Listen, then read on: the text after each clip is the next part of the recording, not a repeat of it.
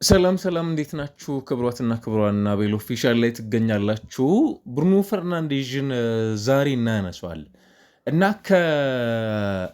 ከአሰልጣኝ ሰር አሌክስ ፈርጉሰን መልቀቅ በኋላ ዩናይትድ በጣም ብዙ ተጫዋቾችን አስፈርሟል። ለምሳሌ ራሱ እንደ ፖል ፖግባ ከዛ ባለፈ ደግሞ በዩናይትድ ውስጥ በጣም በጣም ብዙ ድንቅ ተጫዋቾች ክሪስቲያኖ ሮናልዶ ደግሞ ወደ ዩናይትድ የመመለስ እድል ነበረው። ሮሜሉ ሉካኩ፣ ኢብራሂሞቪች ትልቅ ፕሮፋይል ያላቸው እንዲሁ ደግሞ ወጣት የምንላቸውም ተጫዋቾች መጥተዋል ከአሰልጣኝ ሰር አሌክስ ፈርጉሰን በኋላ እና በእነዚህ ሁሉ ቆይታዎች የእናንተ ምርጡ ፈራሚ ለምሳሌ ሁዋን ማታ አለ፣ አሌክሲስ ሳንቼዝ ምንም እንኳን ያልተሳካ ቢሆንም ከዛ እንደነ ሄንሪክ ሚኪቴሪያን ያሉ ተጫዋቾች አሉ።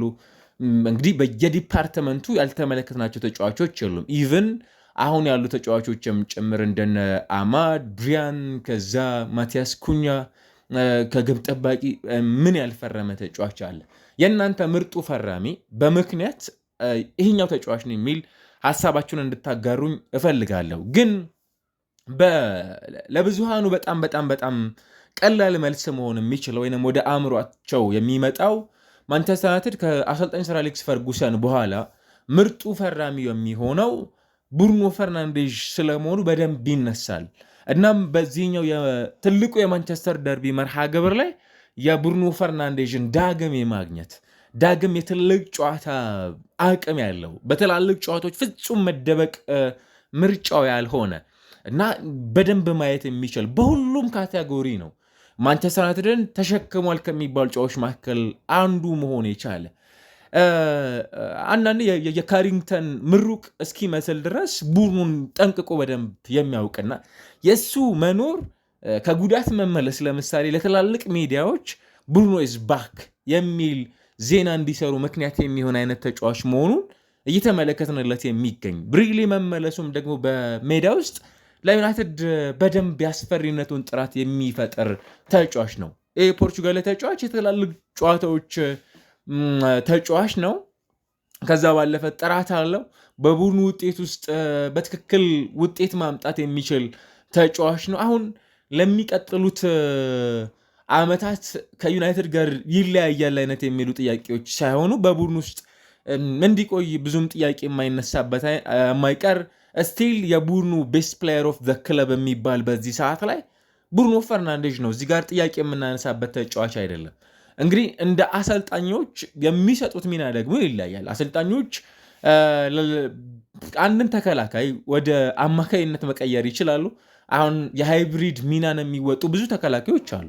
ፕላስ ደግሞ ከአማካይነት ተነስተው ወደ ፉል ባክነት ዊንግ ባክ ፕላስ ተከላካይም ጭምር ሆነው እንዲጫወቱ የሚደረጉ በማንቸስተር ዩናይትድ ቤት ውስጥ ግን በትክክል ትልቅ ተጽዕኖ እየፈጠረ የሚገኝ አንድ ተጫዋች ማን ነው ብለን ካለን የዩናይትድን ወቅታዊ ጥሩ እንዲሆን ምክንያት ካስፈለገ በቡድን ውስጥ አይነኬ ከሚባሉ ጨዋቾች መካከል የመሆን እድል ያለው በጣም በትልቁ የብሩኖ ፈርናንዴዥ ብቃት ብዙ የሚያጠያይቅ ጉዳይ እንዳልሆነ ግን እየተመለከትን እንገኛለን።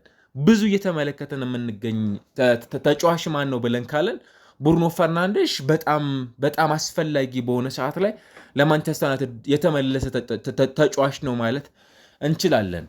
እርግጥ ነው እኔ አንዳንዴ አሰልጣኞች ላይ ለተጫዋቹ የሚሰጡት ሚና በመጨነቅ ውስጥ እዛ ቦታ ላይ ቡድኑ ሊሰጣቸው የሚችለውን ሚኒንግ ወይም ቡድኑ የሚሸፈነላቸውን ቦታ ይሰጠናል ብለው ካለማመናቸው የተነሳ ሊሆን ይችላል። አሰልጣኝ ሩበን አሞሪም ተጫዋቹን ይበልጥ ዲፕላይንግ ሚድፊልደር አድርገው ወደኋላ በጥልቀት ሰበውት ከተከላካይ አማካይ ቦታ እንዲጀምር አስችለውት የነበረው ነገር ግን ብሩኖ ፈርናንዴዥ በሜዳ ውስጥ የሚሰጣችሁ እኔ ከመከላከሉ ባሻገር በመከላከል ሂደት ላይ ቡድኑን ያግዛል ከሚለው ብዙ ምክንያቶችን ፈልገን ለማስረዳት ከምንጣጣረው ይልቅ ብሩኖ ፈርናንዴዥ በማጥቃት ውስጥ ስትፈልጉት የሚሰጣችሁ ሚኒንግ ፍጹም የተለየው ነው። ለምሳሌ በእንግሊዝ ፕሪሚየር ሊግ በዚህ ውድድር ዓመት 3.4 የግብ ዕድሎችን በ90 ደቂቃዎች መፍጠር የሚችል የፕሪሚየር ሊጉ ቁጥር አንድ ተጫዋች ነው። ይህንን ከብሩኖ ፈርናንዴዥ በላቀ ማድረግ የሚችል በዚህ ሰዓት ላይ የሚገኝ ተጫዋች የለም። በእንግሊዝ ፕሪሚየር ሊግ ምናልባትም እሱም ወደዚህ ቡድን ከመጣ በኋላ ከኬቨን ደብሮይነ፣ ሞሐመድ ሳላ፣ ቡካዮ ሳካ፣ ትሬንት አሌክዛንደር አርኖልድ፣ ማርቲን ኦዴጋርድ በተሻለ ብዙ የግብ ዕድሎችን ከ2020 ወዲህ መፍጠር የቻለ ተጫዋች ብሩኖ ፈርናንዴዝ ነው። ከተከታዩ በ168 ኳሶች ይልቃል ከኬቨን ደብሮይነ። ኬቨን ደብሮይነ ምናልባት የክፍለ ዘመኑ እኛ በአይናችን ካየናቸው በጣም ድንቅ ከሚባሉ የመሃል ሜዳ ተጫዋቾች መካከል አንዱ ነው። እዚህ ጋር የሚያጠያይቅ አይመስለኝም። ማንቸስተር ዩናይትድ ብዙ አሲስት ማድረግ የቻሉ ተጫዋቾች አሉት። እንደ ሪያን ጊግስ 162፣ ዋይኒ ማርኩኒ 93፣ ዳቪድ ቤካም 80፣ ከዛ ከፖል ስኮልስ የተሻለ ቁጥር አስመዝግቧል 60። ፖል ስኮልስ 5 ነው ይህንን ማድረግ የቻለው። ስለዚህ ብሩኖ ፈርናንዴዝን በተመለከተ በጣም ድንቅ ነው። እኔ በዚህኛው ሳምንት ተመልክታችሁ ከሆነ አንድ የቴሪ ኦንሪ ተጫዋቹ ያደረገው ነገር በጣም ኢዚ እንዳልነበረ፣ በጣም ቀላል እንዳልነበረ እና ኳሱን የገፋበት መንገድ፣ ያብራራበት መንገድ እንዴት እንደሚያምር፣ ገለጻ ሁሉ እንዴት እንደሚያስደንቅ በ6 ኢንቾች መካከል ያሉትን ከዛ ውስጥ 2 ኢንቾች ኳስ ሳይነካ ሩጫዎቹን ያከናወነና ብሪያን ኤምቤሞ ሩጫውን ተመልክቶ የብሪያን ኤምቤሞን ኳሶች ለብሪያን ያችን አንድ በጣም ያለቀላትን ኳስ ተች ሲያደርግ ብሪያን ተጨማሪ ሌላ ኢነርጂዎችን፣ ሌላ ማሰብ፣ ሌላ ነገር ካልኩሌሽን ውስጥ ሳይገባ ኳሱን እንዴት ወደ ጎልነት መቀየር እንደሚችልም ጭምር ያስቻለውን ኤክስፕላን ሲያደርግ ቴሪ ኦንሪ ብሩኖ ፈርናንዴዝ በጣም ቀላል የሚባል ነገር አይደለም ሜዳ ውስጥ እየሰራ የሚገኙ። ሊግ ውስጥ ማርቲን ኦዴጋርድ፣ ፍሎሪያን ቪርትዝ ያሉ ተጫዋቾች አሉ አሁን ላይ ብሩኖ በሚጫወትበት ቦታ ላይ ለቡድናቸው መጫወት የሚችሉ ሬጉላር ለቡድናቸው ዲሳይሲቭ የሚባሉ አይነት ተጫዋቾች ያሉበት። ግን ብሩኖ እኔ አይዶን ነው እንግዲህ አንዳንዴ በስኬት ደረጃ ከለካ ነው ብሩኖ ከማንቸስተር ዩናይትድ ጋር ማሳካት የሚገባውን ነገር አሳክቷል ካላችሁ በፍጹም ያንን ማድረግ የቻለ ተጫዋች አይደለም። ምክንያቱም አንድ ተጫዋች ብቻውን አንድን ቡድን ሊያሻሽል ይችላል በማሻሻል ደረጃ፣ ግን ብቻውን ዋንጫ ማሳካት እንዲችል ደግሞ ማድረግ የሚችልበት አቅም የለውም። ምንም ጥያቄ የለው። በኦሊ ገነር ሶልሻየር ስር የነበረው ብሩኖ ለምሳሌ በ97 ጨዋታዎች በ79 ጎሎች ላይ ተሳትፎ አድርጓል። ይህንን ከተመለከታችሁ በእያንዳንዱ ጨዋታ ላይ በ0.81 ጎልና አሲስት ማድረግ የሚችል ተሳትፎ ነበረ። 44 ጎል አስቆጥሮ 35 አሲስቶችን አድርጓል። ዩናይትድ ቀደም ብሎ ያንን ማድረግ ቢችል ኖሮ ብሩኖ ከዛ የተሻለ ተጫዋች ብቻ ሳይሆን ብሩኖ ማገዝ የሚችልበት ደረጃ ስለመኖሩም ጭምር ይነሳል። ስቲል በሊግ ውስጥ 7.36 ብዙ በእንግሊዝ ፕሪሚየር ሊግ ከሚገኙ ተጫዋቾች በሁስኮርድ ስታቲስቲክስ መሰረት በየጨዋታው ላይ ከሚኖራቸው ተጽዕኖ አንጻር የተሻለ ቡድናቸውን በማገዝ የተሻለ ሬት ማግኘት የሚችለው ተጫዋች ነው። ግን እኔ አንዳንዴ ከቁጥሮች የላቁ ብሩኖ ፈርናንዴዝ የሚሰጣቸው የሜዳ ላይ ትርጉሞች አሉ አይደለ? ቡድኑን ስትፈልጉ ምንድን ነው ሊሰጣችሁ የሚችለው? ጎል ነው። ከጎል ባሻገር የሚሰጣችሁ አሲስት ነው። ከዚያ ባሻገር ምንድን ነው ብሩኖ በተለየ ለቡድናችሁ የሚፈጥርላችሁ የሆነ ነገር ተብሎ ሲነሳ ሁሉንም ነገር መስጠት የሚችል ተጫዋች ነው።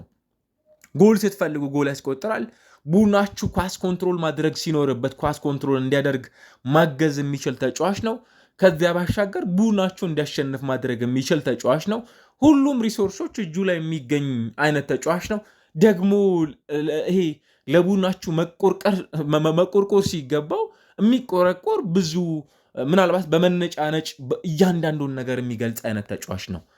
በቅርብ ጨዋታዎች እኔ የቡድኑ ከዚህ የተሻለ ማበብ እንዲችል የሚያግዙት ፍንጮችን አይተናል። ለምሳሌ ኮቢ ሜኖ ከዩናይትድ የሚለቅበት እድል እጅግ በጣም ጠባብ ነው።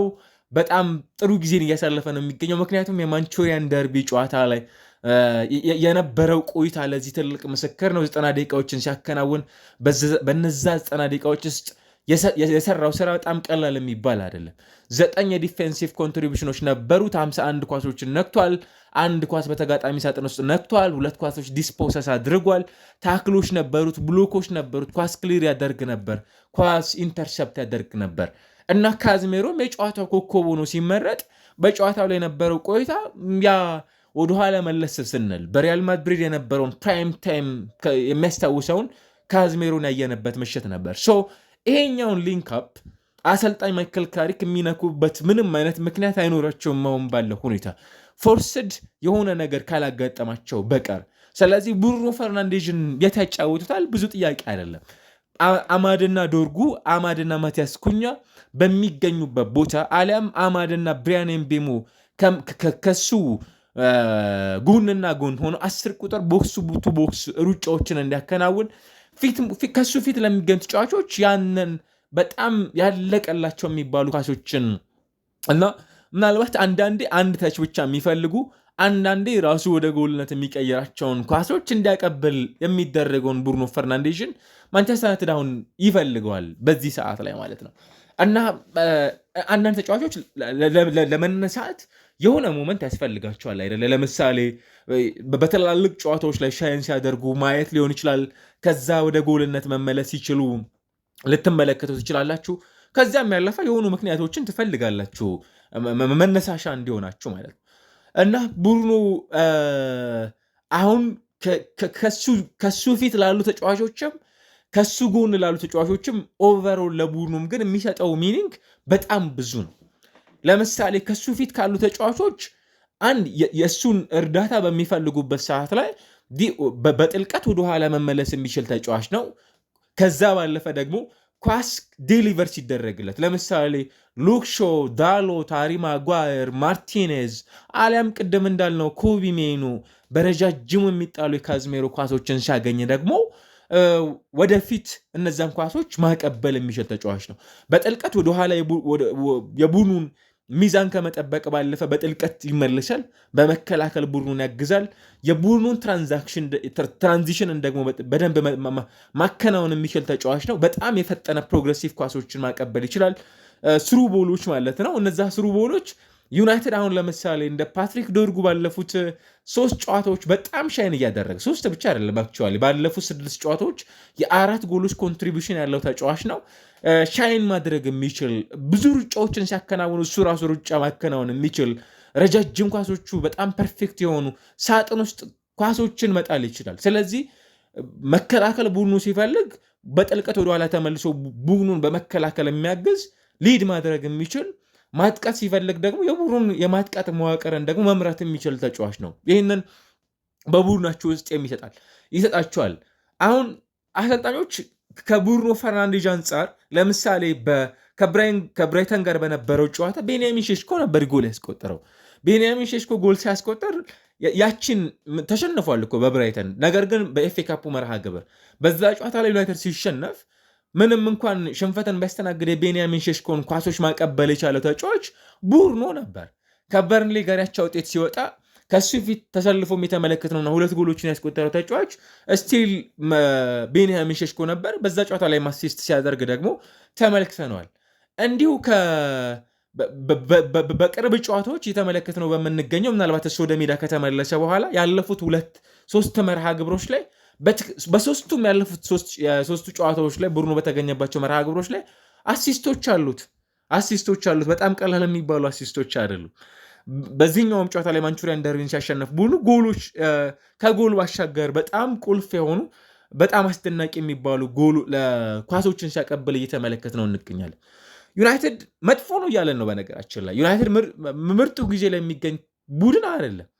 ምርጡ ጊዜ ላይ በማይገኝበት ወቅት ላይ ግን በቡድን ውስጥ የቡድኑን ብዙ ነገሮችን የተሸከሙ ተጫዋቾች አሉ።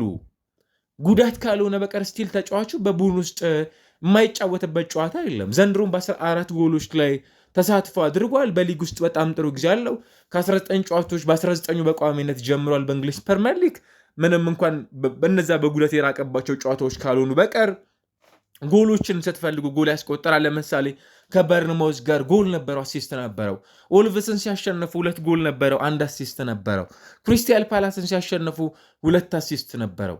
ምንም አይነት የሆነ ነገር ስትፈልጉ የሚሰጣችሁ ፕሮቫይድ ማድረግ የሚችል ተጫዋች ነው። ስለዚህ አሁን ቡድኑን ማኔጅ ማድረግ ያለበት አሰልጣኝ ደግሞ በጣም አስፈላጊ ይመስለኛል። አሁን የሆነ ጊዜ እኮ እድሜ የሚገደባቸው ተጫዋቾች አሉ። ኦልሞስት ከ31 ዓመቱ ላይ የሚገኝ ተጫዋች ነው። የምትፈልጉትን ነገር ይሰጣችኋል፣ ግን ቡድኑን ቶሎ ከእግር ኳስ እንዲርቅ የሚያደርግ የምትፈልጉትን ነገር በሜዳ ውስጥ እንዳይሰጣችሁም ጭምር ደግሞ ልታደርጉት ትችላላችሁ። ብሩኖ ፈርናንዴዝን ይበልጥ ከጥልቀት እንዲነሳ የምታደርጉት ከሆነ በእነዚህ አሁን በጣሊያን፣ በፍሬንች ሊጋ፣ በጀርመን ቡንደስሊጋ፣ በስፔን ላሊጋ፣ በእንግሊዝ ፕሪሚየር ሊግ ከሚገኙ ተጫዋቾች በአምስቱ ሊጎች ከሚገኙ አማካይ ስፍራ ተጫዋቾች አሁናዊ ያሉት ቁጥሮች አሲስት በማድረግ ቁጥር 1 ነው። ጎልና አሲስት በማድረግ ቁጥር 1 ነው። ኤክስጂዎቹና ፕላስ አሲስቶቹ ቁጥር 1 ነው። ኤክስፔክተድ ጎል ቁጥር 1 ነው። ብዙ ኳሶችን በመሞከር ብዙ ኳሶችን በመስጠት ሁለተኛው ተጫዋች ነው። ስሩ ቦል ወይንም ሰንጠቅ የሚባሉ ኳሶችን በማቀበል ሶስተኛው ነው። ኤክስፔክትድ አሲስቱ ሶስተኛ ደረጃ ላይ ያስቀምጠዋል። ብዙ ሙከራዎችን በማከናወን ሶስተኛ ደረጃ ላይ የሚቀመጥ ተጫዋች ነው። በአምስቱ ሊጎች እኮ ነው እያለን የምንገኘው እና ይሄ ተጫዋች በዚህ ሰዓት ላይ ለምሳሌ እንደ ሃርሊንግ ብራውት ሃላንድ በጣም ጨራሽ የሆነ እንደ አርሰናል የተሟላ ቡድን ውስጥ መገኘት ቢችል እንደነ ፓሪሰን ጀርመ ከዛ ደግሞ እንደ አርሰናል ሜቢ ደግሞ እንደ ሪያል ማድሪድ እና ባርሴሎና ያሉ ክለቦች ላይ መሆን ቢችል ብሩኖን የት ነበረ የምናገኘው? በዚህ ሰዓት ላይ የት ነበር ልናገኘው የምንችለው በዚህ ወቅት ላይ የሚለው ጉዳይ በጣም በጣም በትልቁ ሊነሳ የሚገባ ጉዳይ ነው። ስለዚህ አሰልጣኞች የተጫዋቾቻቸውን እድሜን ተከትሎ የተጫዋቾቻቸውን በጣም ድንቅ የሚባለውን ብቃትን ተከትሎ የትኛው ቦታ ላይ ባጫወተው ይበልጥ ከተጫዋቹ የምፈልገውን ነገር ማግኘት ይችላለሁ የሚለውን ጉዳይ በደንብ እንዲያጤኑበትም ጭምር ያደርጋል። ያንን ነው ማየት የሚኖርበት ብዬ አስባለሁ። ቡድኑ ያ ካልሆነ ሊጫወቱላችሁ ይችላሉ፣ ግን የተጫዋቹን ማክሲመም ይፈርት ማክሲመም ሊሰጣችሁ የሚችለውን የብቃቱን ጣሪያ ልታገኙ አትችሉም። ሰው ነዋ። በሁሉም ነገር እኮ የምትፈልጉትን ሁሉን ነገር እንዲያደርግላችሁ ልታደርጉ አትችሉም። ቡድኑ ረጃጅሞቹ ኳሶቹ በጣም ድንቅ ናቸው። በፕሪሚየር ሊጉ ቁጥር 1 ነው በዚህኛው ሲዝን። ኪ ፓሶችን ቁልፍ የሚባሉ ኳሶችን ለቡድን አጋሮች በማቀበል የሚሰጣቸው ኳሶች ፓሲንግ ሬታቸው ቁጥር 1 ነው። እነዚህ ሁሉ ይሄ በዳታ የሚለኩ ናቸው። ትክክለኛ ዳታዎች ኖረው የተጫዋቾችን ቁጥራዊ መረጃዎችን በመያዝ ደረጃ ከ2009 ወዲህ ባሉት ጊዜያቶች ውስጥ የተጫዋቾችን ዳታ ፕሮፋይል በማውጣት እያንዳንዱን ነገር ከዚህ አንጻር ብለን በምናስረዳባቸው ምክንያቶች ውስጥ የተሻለ ጊዜን ማሳለፍ የሚችልን ተጫዋች ነው አይደለም የሚሉትን ሀሳቦችንም ጭምር ለመከራከሪያ እንዲሆኑ በትክክል እነዚህን ዳታዎች በማቅረብ ደረጃ ጥያቄ የማይነሳባቸው ተቋማቶችን በማየት ደረጃ የምናነሳው ተጫዋች ነው እና ቡድኑ ለዩናይትድ ሪሊ መመለሱን የምንረዳው የብሩኖ ፈርናንዴዝ ምን ያህል በቡድን ውስጥ ትልቅ ተጽዕኖ መፍጠር እንደሚችል ማስረዳት የሚቻለው በእንዲህ አይነት ጨዋታዎች ላይ የሚኖሩ ተጽዕኖዎች ብቻ ሳይሆኑ በትናንሽም በትላልቅም ጨዋታዎች ላይ ቡድኑን ይበልጥ አድቫንስ አድርጎ ማጫወት በሁሉም ረገድ የሚያግዛቸው አይነት ተጫዋች ነው። ቡድኑ ሊንካፖቹ ችግር የለባቸውም። በስካሁኑ ቆይታ ቡድኑ እኔ የማስታወሰው ከሀገሩ ልጅ ክሪስቲያኖ ሮናልዶ ጋር የሆነ ሰዓት ላይ ጥቂትም ቢሆን ብዙ ያልተግባቡባቸው አይነት ነገሮች ነበሩ የሚባል ወሬ ካልሆነ በቀር ዩናይትድ ቤት ውስጥ በነበረባቸው ቆይታዎች ውስጥ በፍጹም የሆነ ኮምፕሌን ሲነሳበት የሚገኝ ተጫዋች አይደለም። በሁሉም ረገድ ከሁሉም ተጫዋቾች ጋር ተስማምቶ ቡድኑን ማገዝ የሚችል በዛ ውስጥ ጥያቄ የማናነሳበት በጣም ጥሩ የሚባለን ያለፉትን የእግር ኳስ ካሪየሮችን እያሳለፈ የሚገኝ ተጫዋች መሆኑን እያስተዋልን ነው እና የሰጠው አስተያየት ምናልባት ዩናይትዶች በትክክልም በተለይ የዩናይትድ የኦማር ቤራዳም ሆኑ ጄሰን ዊልኮክስም ሆኑ የክለቡ የስፖርት ጉዳዮችን የሚመሩትም ሰር ጂም ራትክሊፍ ሆኑ ሌሎች ሰዎች ሊጸጸቱበት የሚገባ የብሩኖ ፈርናንዴዝን የመጨረሻዎቹን ኢንድ ሪዛልቶችን የሚያገኙበት ጊዜም ሊሆን ይችላል። ዩናይትድን ለመልቀቅ ተቃርቦ የነበረበትን ሞመንት አስበው ክለቡ ሊለቀው እንደፈለገ ነገር ግን ባለፉት ዓመታት በዩናይትድ ቤት ውስጥ የልጆቹ የሱ ቆይታ ፕላስ የአሰልጣኙ የዕቅድ አካል መሆኑን ተከትሎ በቡድን ውስጥ ለመቆየት ምርጫውን ማድረጉን የገለጸበት ነገር አለ። ግን እስቲል እኮ የአውሮፓ ክለቦችን ብሩኖ ፈርናንዴዝን ለማስፈረም ጥያቄ ሪሊ ለገበያ ቢቀርብ ኖሮ ብሩኖ ፈርናንዴዝን ማስፈረም የማይፈልግ ክለብ አለ ለማለት በፍጹም አያስደፍርም። በፍጹም የሚያስደፍር አይደለም። በሊግ ውስጥ ያሉት የብሩኖ ፈርናንዴዝ ቁጥሮች እንዲሁ በጣም ቀላል የሚባሉ አይደለም።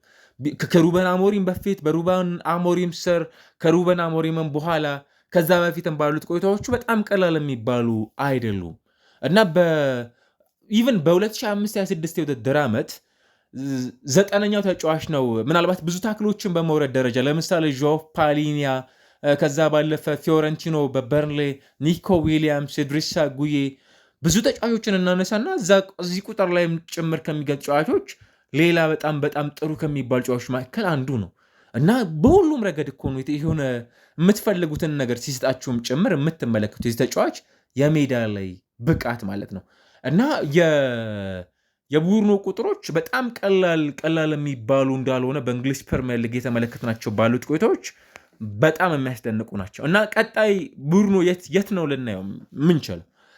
በእርግጠኝነት ከዚህ ቦታ ውጭ የሚመጣው ማሰልጣኝ ተጫዋቹን የማጫወት ኃላፊነትን የሚሰጡበት ጊዜ ይኖራል ብዬ አልጠበቅም። በግሌ ግን ቡድኑ የሚያጓጓ ተጫዋች የመሆን እድሉ በጣም ሰፊ ነው።